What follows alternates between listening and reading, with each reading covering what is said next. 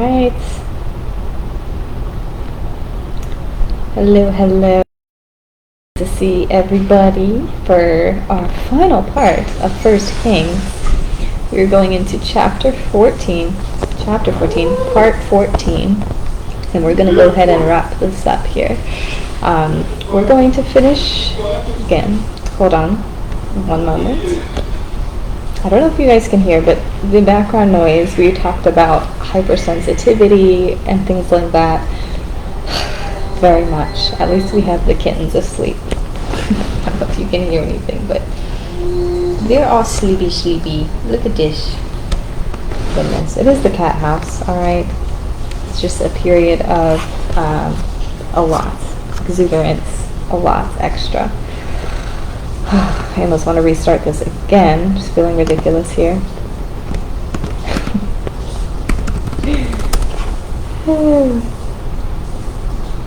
Alrighty, so let's go ahead and begin. We're going to start out with this quote, and again, we're talking about the kings. Alright, Ahab. We also have another ruler, son of Asa, king of Judah. His name is Jehoshaphat. So we're going to be discussing them, and we're going to read this quote and see how we can go ahead and draw parallels. So let's go ahead and read. It says, "My love in her attire doth show her wit.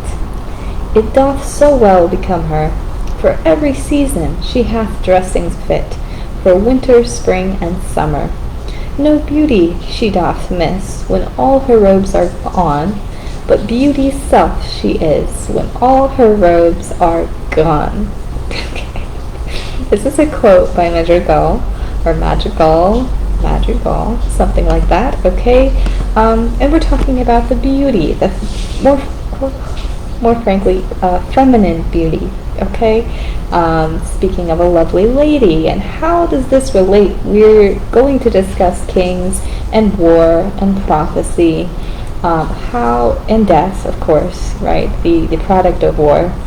How are we going to relate this?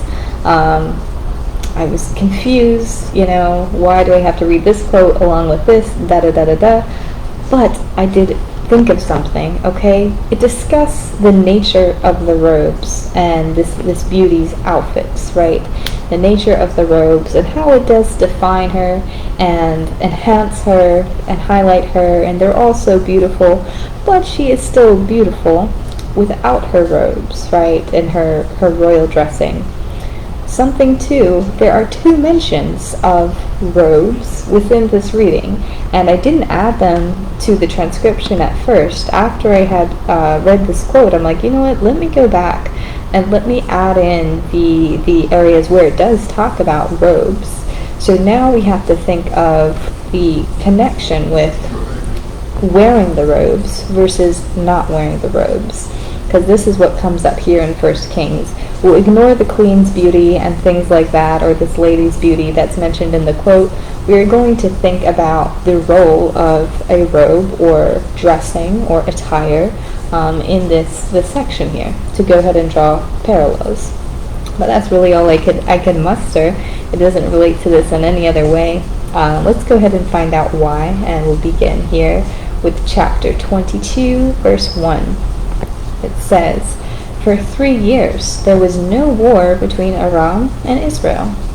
But in the 3rd year, Jehoshaphat, king of Judah, went down to see the king of Israel.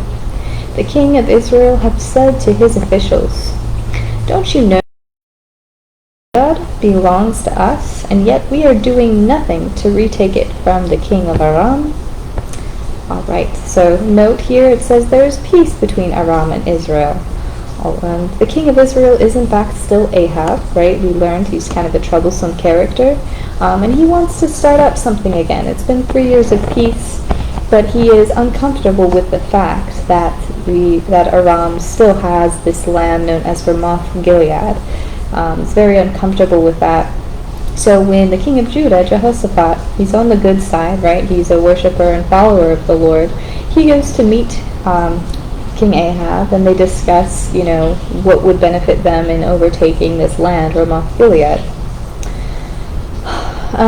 So Ahab brings it up to Jehoshaphat, and he's kind of like, kind of the same reaction I'm having, right? You guys have had peace. Do we really have to go that route? So he asks, Jehoshaphat asks, is there no longer a prophet of the Lord here whom we can inquire of? And the king of Israel answered Jehoshaphat.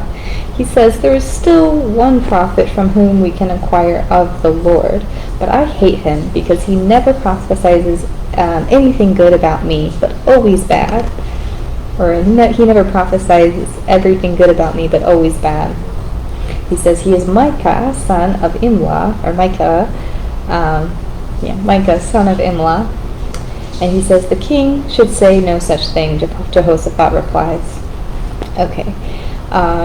So we have here King Ahab knows of one prophet, right? Although there are many other prophets that consult to king, right? They claim they're talking through God and they have a good connection with God, and maybe they do, but he does say there is one, that's, particularly good, but he's not good, and I don't like him because he always says bad things about me, but he's known to be trustworthy and he's known to be accurate. So that's essentially what he's saying here, but he's like, I can't stand it because he always prophesies bad about me. This is King Ahab's perspective, and Jehoshaphat encourages him to go ahead and take a chance on Micah. And it says here, look at this, chapter 22, line 9, dressed in their royal robes, the king of Israel and Jehoshaphat, king of Judah, were sitting on their thrones at the threshing floor by the entrance of the gate of Samaria, with all the prophets prophesying before them. So in this section here, what does the robes represent, right? It represents superiority, right? They're probably the only ones in their elaborate dressings, while the prophets might have their own wear, right? The kings, right, are in their royal robes. They represent authority, they represent superiority, and so forth, right? So that's just a comparison here with the robes and what that represents. It says here, the messenger who had gone to summon Micah said to him, look, the other prophets, without exception, are predicting success for the king. Let your word agree with theirs and speak favorably. So again, these two kings, right, king of Judah, king of Israel, are asking the prophets, should we go to war with Aram and take back this land? And all the other prophets that are prophesying say, yes, of course, there will be success. Israel will dominate, continue, go ahead. So the messenger tells Micah, go along with this. Say also this, just so we can go along with what we already wanted to do. In that, what is the point of consulting the Lord, right?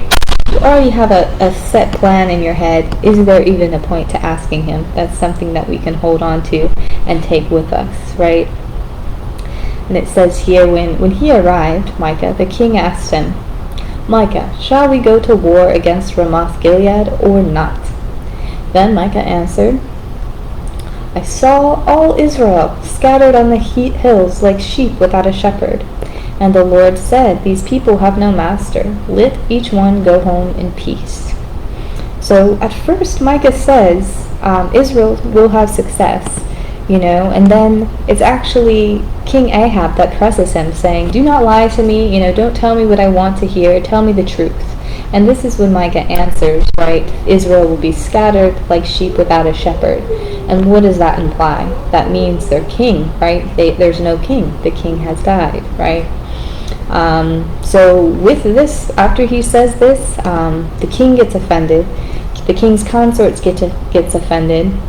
And he says, well, my other prophets, they said all these things that we would have success. And this is what Micah replies. He says, so now the Lord has put a deceiving spirit in the mouth of all these prophets of yours, and the Lord has decreed a disaster for you. Then the king of Israel ordered, take Micah and send it back to Ammon, the ruler of the city, and to Joash's I don't know what I'm putting here. Joash's king's son. Grammatical errors. Give me a second. It says here, send him back to Joash, the king's son. Oh, okay. Send him back to Joash, the king's son, where Micah is from, and say, "This is what the king says, put this fellow in prison and give him nothing but bread and water till I return safely." So he's using Micah, the prophet, as collateral, essentially. He's saying, lock him up until I return unharmed. And we actually don't know what happens to Micah, but we might guess what happens to the king. We might predict based off of the Lord's words, right? So the king of Israel and Jehoshaphat, king of Judah, went up to Ramoth Gilead. The king of Israel said to Jehoshaphat, "I will enter the battle in disguise, but you will wear your royal robes." So the king of Israel disguised himself and went into battle. Okay, so this is now the second mention of the royal robes. He encourages king of Judah to go ahead and wear his royal robes. Go ahead and make it known that you are king, right? I, on the other hand, I'm scared. That's what it is, right? He's scared. He wants to disguise himself, so he's not such an easy target, right? So that's essentially what he does. We're going to go ahead and learn. It says here, "But someone drew his bow at random and hit the king of Israel between the sections of his armor. He told his chariot driver, 'Wheel around and get me out of the fighting. I have been wounded.' The blood from his wound ran onto the floor of the chariot, and that evening he died." Okay, so that is the result, right, of trying to be sneaky, of trying to avoid danger by putting himself into disguise. The interesting part is he still was on a chariot, and he had a chariot driver, and only the important people in the battle, right, would have their own chariots with their own drivers. So it is kind of interesting he's still, holding himself on that level, even though he wasn't dressed like a king. I'm sure he was somewhat of an easy target, although it says here someone drew his bow at random. It was a random act of God, if you will, that this arrow had hit him and caused him his death. So it says here, the king died and was brought to Samaria. They buried him there. Ahab rested with his ancestors, and Ahaziah, his son, succeeded him as king. All right, it says here he served, Ahaziah, he served and worshipped Baal and aroused the anger of the Lord, the God of Israel, just as his father had done. Okay, and then again, this is an excerpt from line 24. It says there was no king of Edom. There was no king of Edom, and a provincial governor ruled. Okay, just a little side note about the territory of Edom. But here we go. That's pretty much it, you guys. We saw, what the robes represent. Of course, it represents authority. Authority, and I said something else, but, kingly, royal robes, they represent a certain status, right?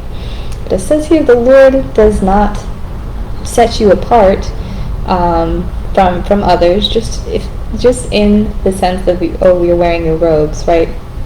What the rest of the world might do, the rest of the world might see you differently and set you apart, but to the Lord it makes no difference, right? Robes or no robes, if the plan is organized for you one way or another, it will happen one way or another. So robes or no robes, that's just what we have to think about in conjunction with this quote. And there we go. King Ahab has his successor, his son, and this is the end of 1 Kings. We'll go ahead and learn about what is to come in 2 Kings. I did peek a little bit. We will be talking more about Prophet Elijah, and we'll see what his next part of his narrative is. And between now and then, have a great rest of your day. Thank you so much for listening, and I hope to talk to you very, very soon.